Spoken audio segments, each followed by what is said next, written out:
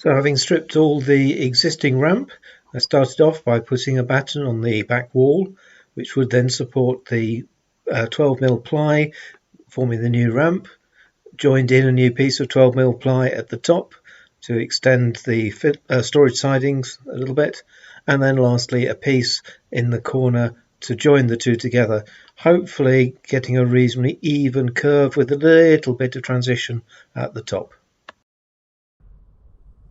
So after a couple of still photos showing part of the progress, down to give you a little bit of video of the work ongoing to build the ramp. And so far managed to get all the wood base in for the lower level to rise and started to stick down the cork underlay. And that's what I'm going to continue with. So the first bit of cork underlay is stuck down. Before I did that, I marked out on the wood, you might not be able to see it on the video, the centre lines of the track in order to join up with the tracks down there. And so this bit of cork will have two tracks, and I've just marked with Sharpie where the centre lines are on the top, because once you stick the next piece down, it's not easy to see where the centre lines should be. So next thing to do then is to put some Copydex on this and get it ready to stick down. Now I'm using Copydex rubber solution glue if you prefer. It's quite good because it you can peel it up reasonably easily, but it does dry quite well and it's not as messy as some other glues. So it's just a matter of spreading it out, and because I've got the centre line shown on here, I can see how far to spread the glue. Start either side, make my way down, in the middle, make sure to join up where the two pieces will join. Now the thing with this is that you have to let it go off so it dries a little bit, and then it will stick very quickly like a sort of impact adhesive. So I'm just going to carry on that. What I'll do is I'll just measure how far I need to go, do that, and then I'll come back to you once the two pieces are glued and it's ready to stick.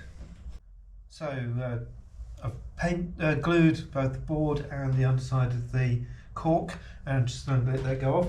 While it does, however, I'm going to work a little bit underneath the end of the terminal station on just making a ramp, and I've glued one piece of sort of 4mm plastic card to step down a bit. I'm going to do a bit of 2mm, and that will then just give a slight gentle rise into the gradient, hopefully reasonably smooth and we won't get into any derailments.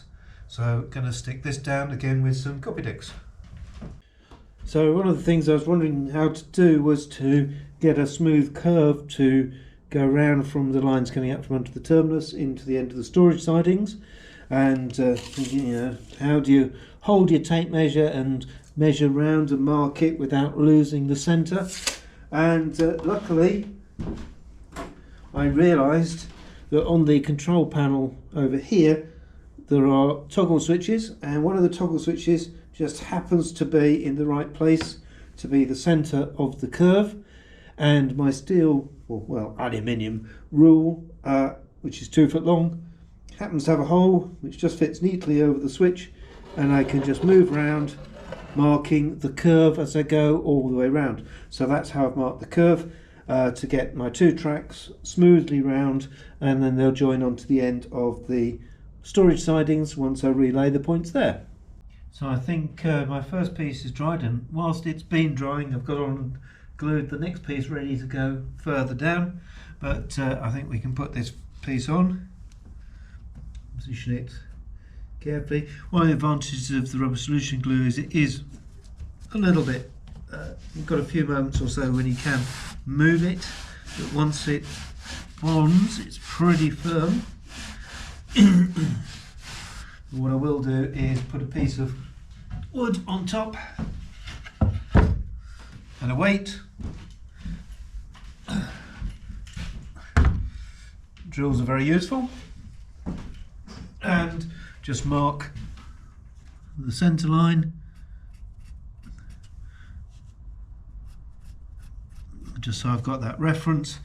However, I'm now going to be going into the curve, so I'll make thinner strips of cork in order to follow around the curve, and I'll do one on the outside of the marks, one around the inside on each, and that will hopefully bring us round without too much of a sharp change in gradient. I have to look into that. I might just sand off a little bit here just to make it a bit smoother at the change of gradient. Anyway, there we go, that'll do it for today. So a bit more of the cork underlay stuck down. First curve, or half a curve stuck down. Main pieces have now dried, and now we have another piece glued, ready and drying to go in underneath the terminal station and finish off down to join up with the existing point work. So that's the next thing to do. And whilst that is going off, we'll put down a piece of some glue and a piece of cork to form this curve. So the way I make the curved underlay is to cut the cork into strips about 15 millimeters or half an inch wide, and then do 2 for each of the track beds. So it's a case of slapping a bit of glue onto one side of the cork, make it sort of reasonably, spread it out reasonably thin, doesn't have to be too thick.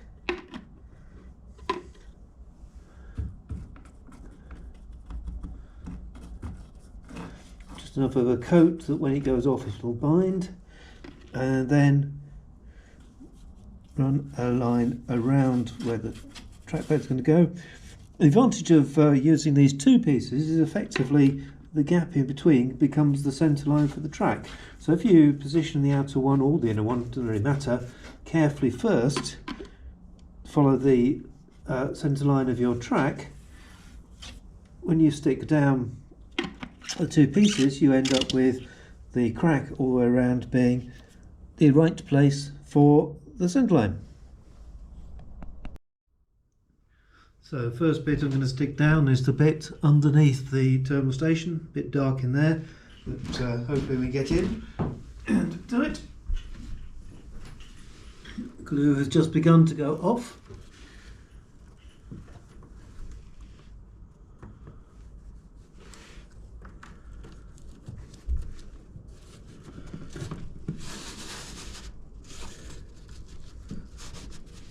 Close it down.